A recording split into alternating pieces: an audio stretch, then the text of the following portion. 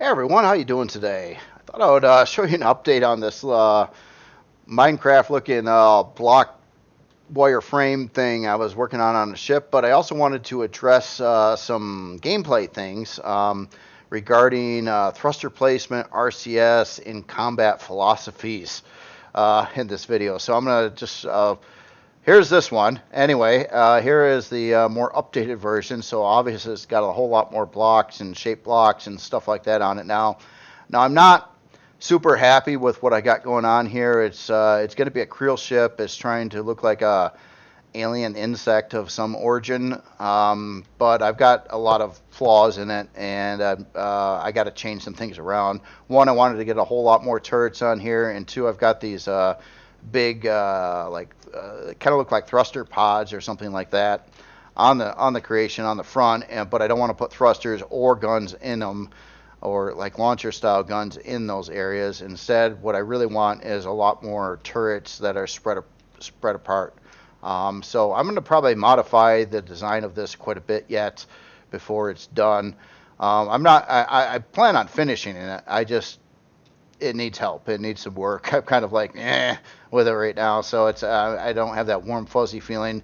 But maybe I can get it if I change this around. I was actually thinking about extending like some kind of thing out this way so I could pack in more turrets on the front, and then also where I got these blocks just kind of temporarily placed right now, I wanted to put in like you put your good guns back over here, and these areas up here would be largely disposable, like decoy type of stuff for the AI to shoot at these locations here. Some shots might get put into this area too. And then also with its hull strength and armor. Now, right now, the whole thing's built out of carbon substrate, but the idea of this ship would be to back that with Xeno blocks. Like I could pack in the interior area with Xeno around all the areas that I think are going to be the most vulnerable. Kind of like what I was doing a little bit with the thruster housings here. And this wasn't so much to protect the thrusters as it was to try to prevent a chain reaction of thrusters if one gets popped. So I'm separating them by a block, and I'm putting Xeno in between the thrusters. So if this one blows up, it won't take out the one next to it, that kind of thing. So that's kind of what I was thinking about. But again, this thing needs a lot of help and a lot of work and some redesign on areas of it, and it needs to be a little more optimal than what it is right now. But of course, I'm also trying to make it look like something weird and Kriel-like. So it's a weird thing. Kriel, the more exotic designs of Kriel typically don't translate super well to gameplay function, and that's kind of a problem with the Kriel race or any exotic designs that aren't shaped in your more tried and true like rectangle format. They tend to not actually work as good in game, or you're going to have some side effects to that. So that's one of the things there. Hold on a second. Let me get on the HUD. I realize I got symmetry on there. Let me get this. Let me turn that off right now. So something else I wanted to talk about, and this has to do with a question. I thought a good question that was brought up to me, and that was specifically asked about the Ascension. Now, the Ascension, just a little background story if you're not aware of it, it is a starter ship. So it's using one basic CPU core, 400,000 CPU stock CPU limit, unless you add in more CPU blocks and things like that. So this was trying to be a base style CV, all-arounder. Well, not even an all-arounder. It really has no focus on combat. But you can dock stuff on it. You can do some farming. You can do some production. You can advance in the game with a ship that is, doesn't require a whole lot of exotic stuff. And that's what the Ascension is. Now, the question I was asked was, why doesn't the Ascension have any RCS in it? And is that why it turns so slowly? So I thought it was a good question, and the person hasn't been in the game for a while, and probably was back in the game before there was the new flight model, the CPU, and the weights and volumes. So there's like 3 different main game features that have changed since then. Back in the day, building any creation, you needed to put RCS in it, or it won't turn at all. With the flight model change done about about 3 years ago, somewhere around there. Um, you no longer needed RCS in a creation because you would actually generate pitch, yaw, and roll depending on your thruster placements around the hull. And how that works is, let me turn on an option here. So I'm going to hit N on the keyboard, and then I'm going to go over to debug, and I'm going to show center of mass. So how thruster placement works now is the furthest you can put the thrusters away from the center of mass, the more pitch, yaw, or roll they'll generate. So the center of mass on this creation is about here. So if we fly in, it's about where that detector is in the hangar.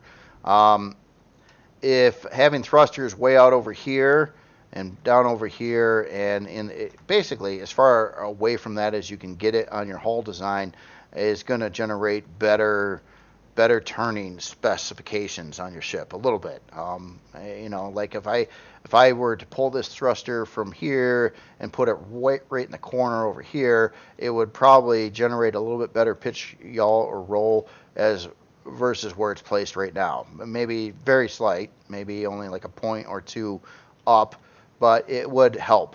And essentially speaking, if you had a rectangle type design, which is probably optimal in game, having your thrusters in the outer bounds of that design is probably the best case scenario to get the best performance out of your thrusters. So as an RCS still work. RCS work kind of exactly the opposite with placement as the thrusters do. For instance, you want to put the RCS as close to the center of mass as you can.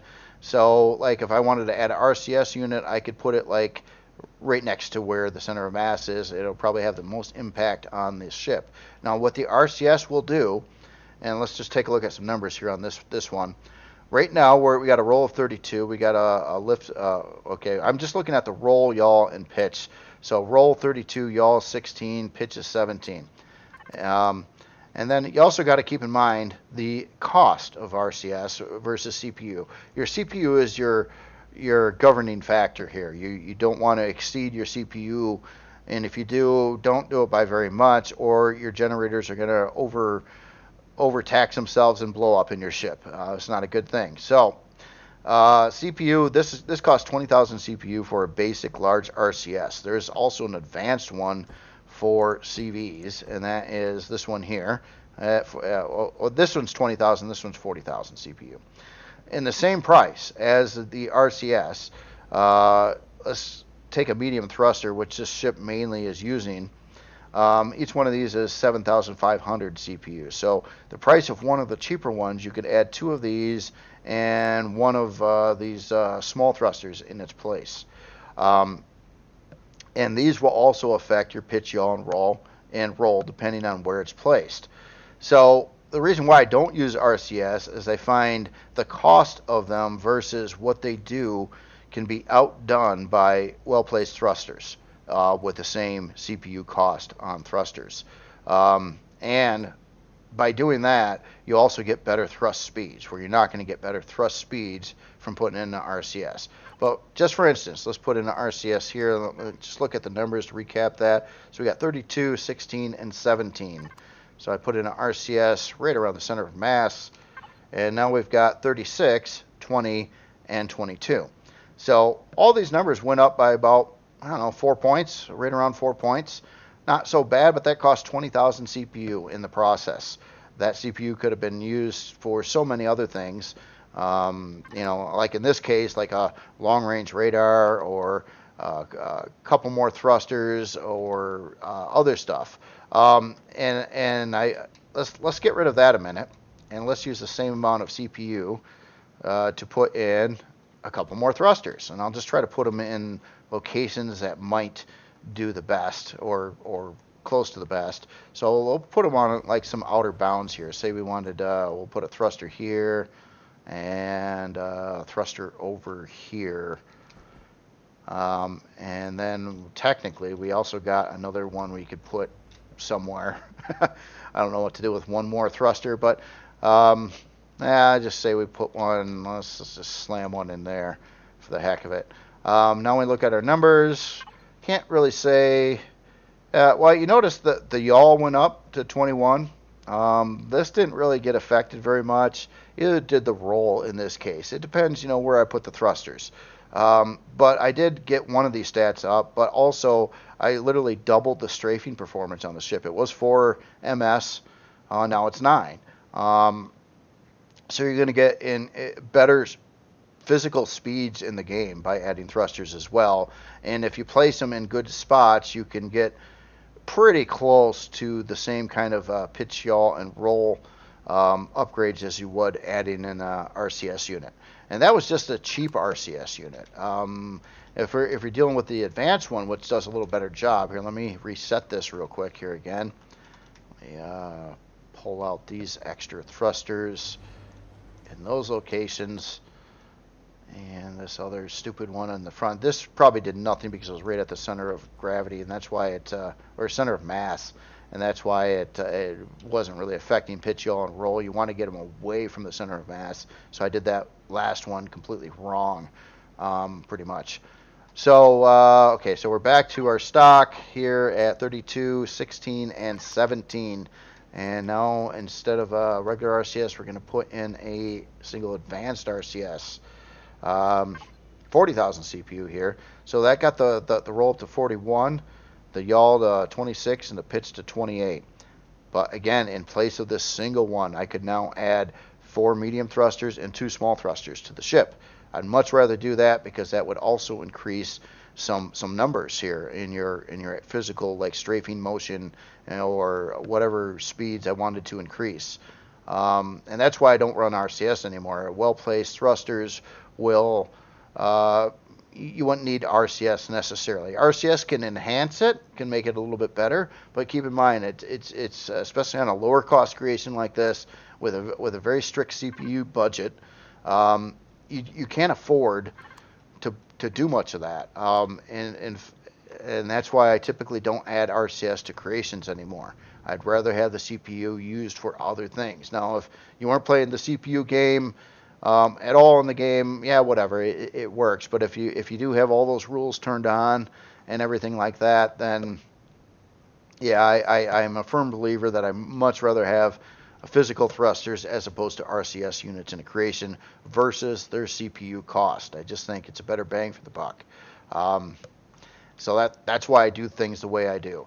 Now, in most, I don't see a lot of RCS in most authors' creations at this point in time. I mean, back in the day, in Alpha 6, 7 range, or even before that, a ship would not turn at all without RCS, and that was a big change made when they introduced the flight model. Now, covering something else on how ships fly in Empyrion, something else to be very mindful of is the importance of certain directions in thrust power. For instance, most creations now have storage in them. Here, let me turn off the center of mass here again. Like this one has two 320K storage bays. The more stuff you put in here, the more your ship's going to weigh, and the lower the stats are going to be on it. Like right now, this is unloaded. You see that the ship can do 31 forward, 4 strafing, which is really slow, 41 lift, and 10 reverse. Now, and why the strafing is so low and the down thrust is not very good, the back thrust is not very good, but these two stats are a lot better, is they're the most important ones, especially for a ship of this type. For instance, like if it didn't have all the forward thrust that it does, when you're flying in space, and especially a ship like this, which is not a combat-oriented ship and can't take a lot of abuse or anything like that, you can't get away from things.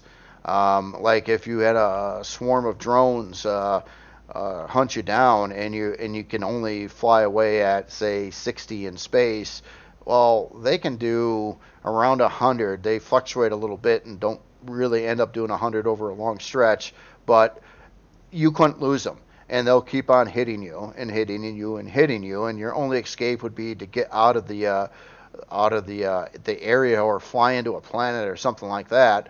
Otherwise, you're kind of a sitting duck for them. And that's why I put a lot of emphasis on forward thrust. I like if possible, to have all the creations be able to fly at maximum speed in space. This one probably can't do it, especially if you put storage in here, unless you upgraded the rear thrusters. And this was designed to do that, removing these and putting in a large thruster in its place, which is way more power than 4 of these small ones, or 4 of these medium ones, technically.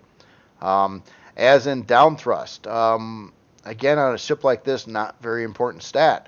When you go down to a planet, you've got gravity on your side, so your ship will be able to go down anyway.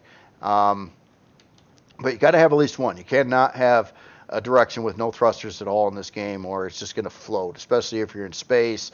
And say I didn't have these down thrusters here at all, and I wanted to stop from floating upwards, I couldn't.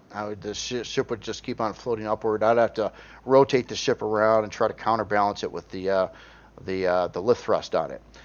And brings us to the lift thrust. Why there's a big emphasis on lift thrust is when you do land down on a planet and you fill up your cargo, if you don't have enough lift thrust to move the weight of your ship plus the cargo, you're not even going to be able to lift off the ground. It's going to be like stuck on the ground, and you're just there. There's not much you can do except get rid of some cargo or add more thrusters to your ship. So that's why there's always an emphasis on most of my builds, especially of this type, to have more lift and more forward thrust beyond all other thrusters stats.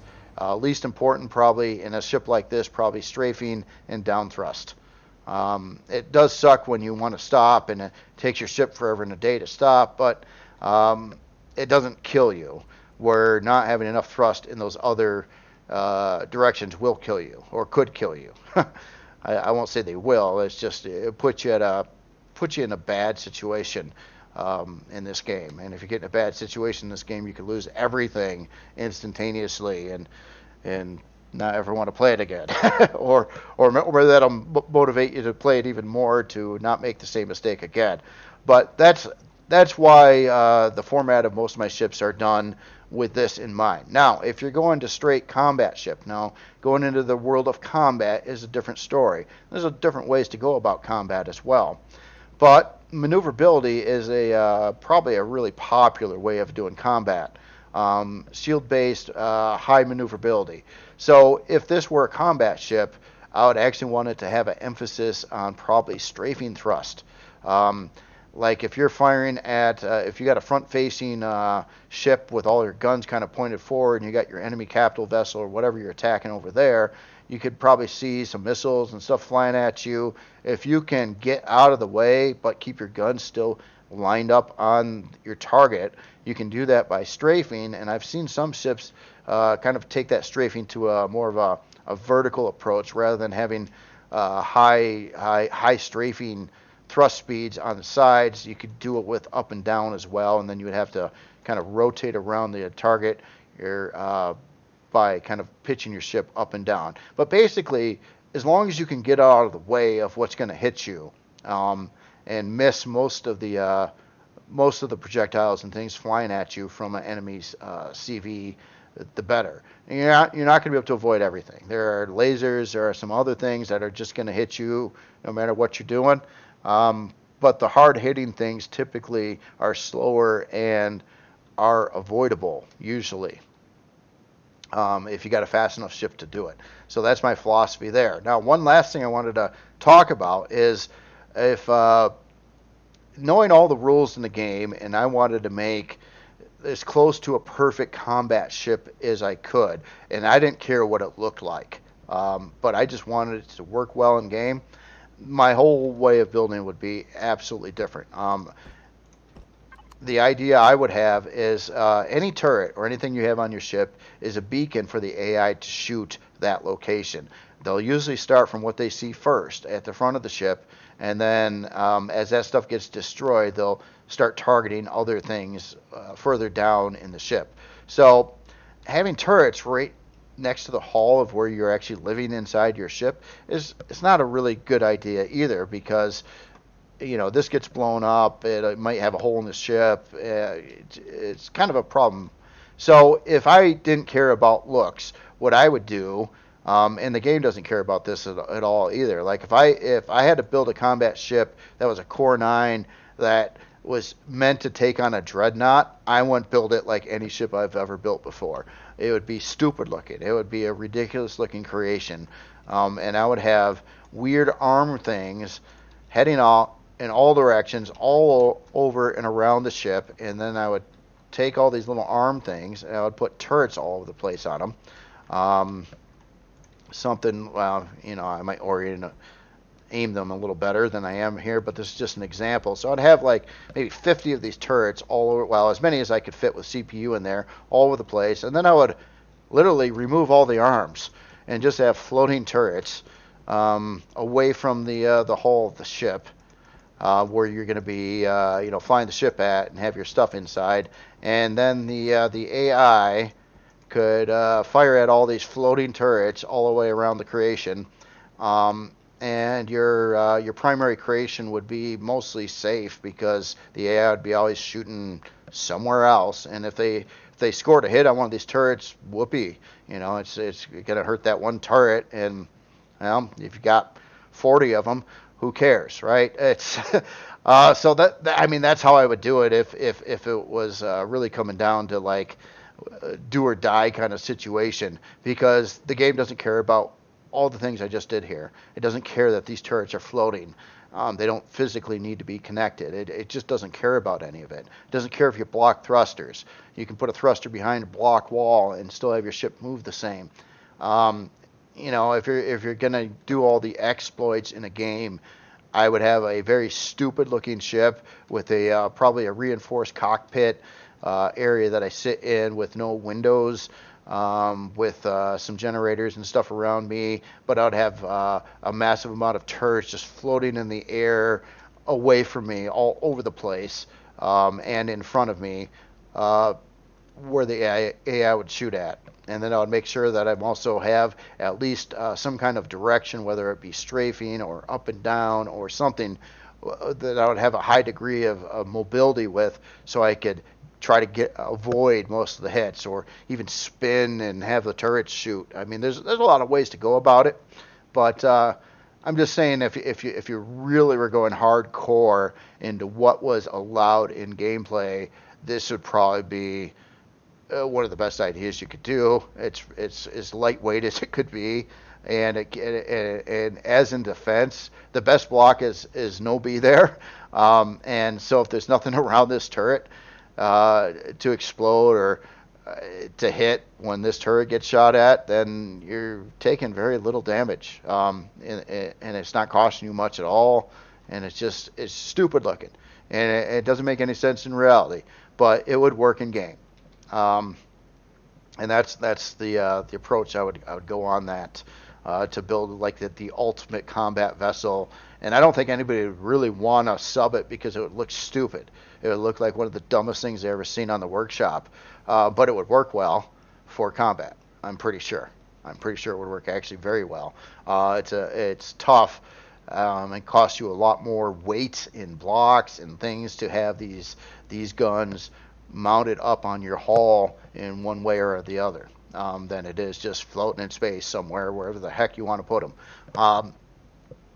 You could even do the same thing with thrusters. You could just float some random thrusters out here at the outer bounds of your creation to get the most amount of speeds and things out of them. They might be a little bit more vulnerable, but again, if they're surrounded by turrets on most of the directions, especially the forward direction, you had floating thrusters back over here somewhere, the AI is going to shoot at what it sees first, typically. And if it sees this turret first, it's going to want to shoot at that turret. Or if it sees a generator first, it'll want to shoot at that generator.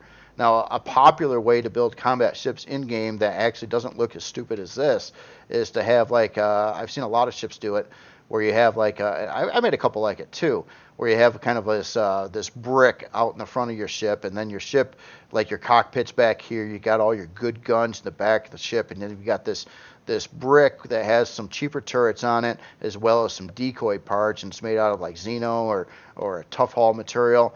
And so the AI gets fixated on shooting this thing that's on the front of your ship, and all your good guns and everything else and thrusters are back somewhere else that you can fire back at. So it fires here, You fire from there. You can lose this whole chunk of the ship. It doesn't matter, and you can do a lot of good damage to the AI ship or take it out in that format. That's a very popular method of doing combat in Empyrion. There's others. I love to see alternative methods as well, but that is a pretty tried and true method of doing ship combat. This thing I'm working on over here that I'm meh about is kind of trying to take a little bit of that, but rather than having a single column going down the middle as a decoy, like the shoot me here, it's trying to do like two, one on either side. It's probably not as good this way, but I don't know. I just I didn't want to have like a single shaft going down the middle of the ship for cosmetic purposes. And I build a lot of these ships for. There's a lot of cosmetic purposes involved in these ships too. And if you're not doing this insane method of putting turrets floating around your ship, then one of your best, the best bang you can get for the buck, I guess, or the least amount of blocks used for interior space is probably going with some form of a rectangle. But I tell you what, it gets really boring to build a bunch of rectangles over and over and over again, and that's why I've been kind of springing out, trying to do a lot of creations not shaped like a rectangle. I still do some that are. It depends what their function are. I can't imagine doing a starter CV not following some form of rectangle. It probably wouldn't be a very good starter CV if I did, as it's really picky on your CPU and thruster and speeds and motions and all that stuff. So something like this would never be a starter CV. It would be impractical to be a starter CV. It uses so many more blocks than what's needed. And the more blocks you got, the more you got to move around. Means it's going to be slower. You need more thrust. If you got more thrust, you need more generators, and everything just scales up pretty quickly until all of a sudden you're out of CPU, and you can't finish your whole thing, or you can't get near as many parts as you wanted to on it if you were, fixated at staying at a particular CPU level. So one last thing I just wanted to cover too. When I do build most creations now, I will, like, especially a starter creation. Here's another example of floating turrets around. Especially a starter creation. Often I will build them beyond the limits of a starter. In other words, I will use more CPU than what's in them, what I plan on releasing them with, but I'll add extra thruster housing ports or something like that, and then I'll start stripping away excess parts to balance that CPU. Like on a starter creation like this one, again trying to be 400,000 CPU. Don't mind this. I was doing some experiments before the video here. That I would definitely want to not. God, I lost my train of thought right there. I'm just saying words, but yeah, basically I would add a lot more points, plan on more parts than what actually it gets released with, and then put in a sign or something saying, hey, you can add this and you can add this, and if you up your CPU, you can put in this, and you can have more parts, but you build it higher end than what you intend it to be, and then you strip it down to where it meets those qualifications of being, say, just a basic CPU core only or 400,000 CPU. And CPU is important. You don't have to play with it on the game. It is optional. Most people, I do believe, play with CPU on, but not all do. And it depends what you want to do. It does add a lot of engineering things. You can't just, make the ship exactly how you want it to be. Because it would be super, super expensive and hard to obtain in game to do that. So you have to play number games and figure out where you want to take that budget and where it's going to be most important for that creation. Like starter CVs, they're like little mobile bases. I mean, that's the way I look at them. They're handle your needs. You can grow some food, do your stuff, store some products, deal with occasional drone attacks and things like that, but nothing severe, no big time combat or anything like that. In some starter CVs like the Ascension, it was even designed to add a mining setup on it. I lost it somewhere around. Oh, there it is. Like on the front of this one, this little nose thing here was kind of set up so you could put in at least 4 like CV mining drills over here, and then swap out one of your storage controllers to a harvest controller. Then you can kind of use it for some mining in the process. It's just, rather than having a separate dedicated miner, it can do and job of it, without it. You can obviously some dedicated separate miners are going to be better than what this is going to be able to mine at. But that's like another whole ship and not a very cheap one either.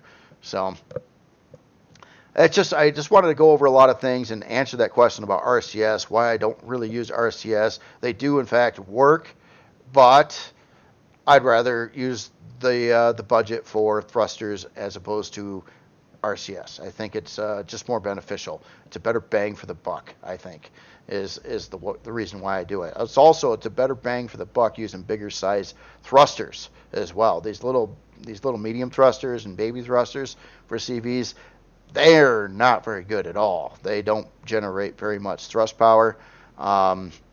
Your big XLs are actually the best bang for the buck for the amount of CPU versus the amount of thrust power they make.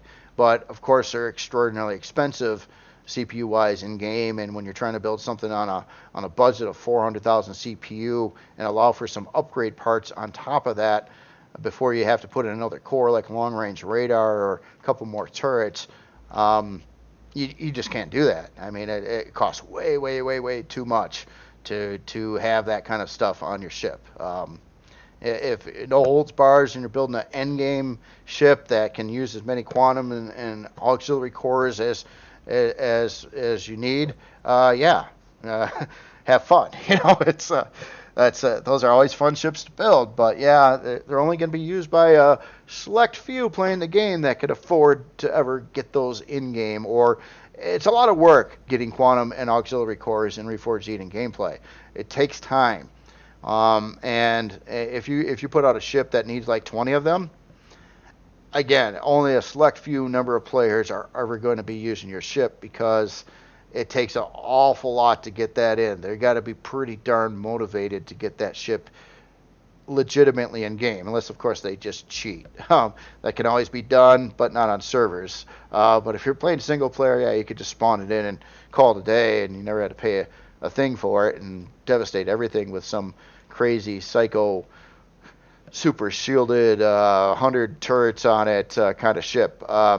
They do pretty well in game, but yeah, super expensive. So that I just wanted to cover a bunch of different philosophies and stuff like that on where I'm at, what I'm thinking about in Empyrion, what makes why I choose the things that I choose. Everything's for a reason. I don't do anything with no reason. Even this funky looking Kriel thing over here, the reason for it is to look funky. So it still has a reason. It's probably not the optimal design, at least right now. But maybe with enough tweaking and changing and manipulating things around, maybe I could get it more optimal. But yeah, largely based. I got 2 ways of looking at things. One, it's pure about gameplay. How can you make something the most efficient possible to do whatever task that might be? And number 2, what's it going to look like? And they often clash. They often clash a lot. So the more functional creations that I make that I think are better bang for the buck for gameplay usages are usually a lot simpler design that are a lot more boxy. At the end of the day, with thrusters like in the corners of the ship and stuff. But that's a fun thing about this game too, is thinking up other ways to do things. And I found it kind of inspirational seeing another class of like super fast, lightweight combat ships in the game that had a particular maneuver that they would do in space to avoid getting most of the hits. Like whether that it would be going straight up and down, swiveling around a creation in a weird way, or having super fast roll where you're spinning the ship and the AI is trying to shoot the guns that are shooting at it, but by the time the projectile gets there, the gun's already like way over somewhere else. Yeah, it's neat. That's a neat part about this game. A lot of playing around, seeing what's going on. Often, especially when I'm a little at doubt on things, or I'm trying to do something that I haven't really done, or something changed in the game. Often, I will build very quick little test chassis and throw thrusters on them, and take a look at the CPU, and move the thrusters around a few times, and see what difference in stats it will do to the ship, and try to get a rough idea on where the best places to put these things are on a ship, and how much can I put on a particular ship at a certain CPU budget, and kind of figure that out before I actually spend all the time to actually build a whole ship for it. And when I'm also in doubt too, or trying to do a more perplexing design, this one not so much. This actually didn't really come out really the way I was planning it to be. But another idea too is to quickly just take full blocks and try to shape something out, kind of like 3D blocks. Just be mindful at your angles that you don't really, unless you're using structural frame blocks, you don't really want to exceed like 2-to-1 block ratio. So I know that I could replace these blocks or put in wedge blocks that will fit in these locations across this whole design. That's why I knew, even when I was building that I could finish it off and have it look smooth and stuff. If So that's just something to keep in mind too, the limitations of what you can actually do in the game. So anyway, I probably went on for a while. I just wanted to talk about these things. It's been a while since I talked about any of these things, and I can understand where people, especially coming in from the game from a while back, are a little confused at what they're seeing and what's going on in the game now, because it changed considerably. It changed a lot. Yeah, asking, hey, why doesn't that have any RCS? Don't they have RCS? I thought they all needed RCS. No, no. RCS is kind of like you'll find some creations with some RCS in it, but by and large, you don't see that many RCSs on creations anymore, because probably the same thinking I've got. I'd rather take the budget or the CPU costs of what the RCSs are and put it into thrusters instead. I'm happier with the results overall doing that as opposed to running RCS. So, all right. Anyway, that's all I've got for today, and you all have yourself a great day. I'll talk to you later.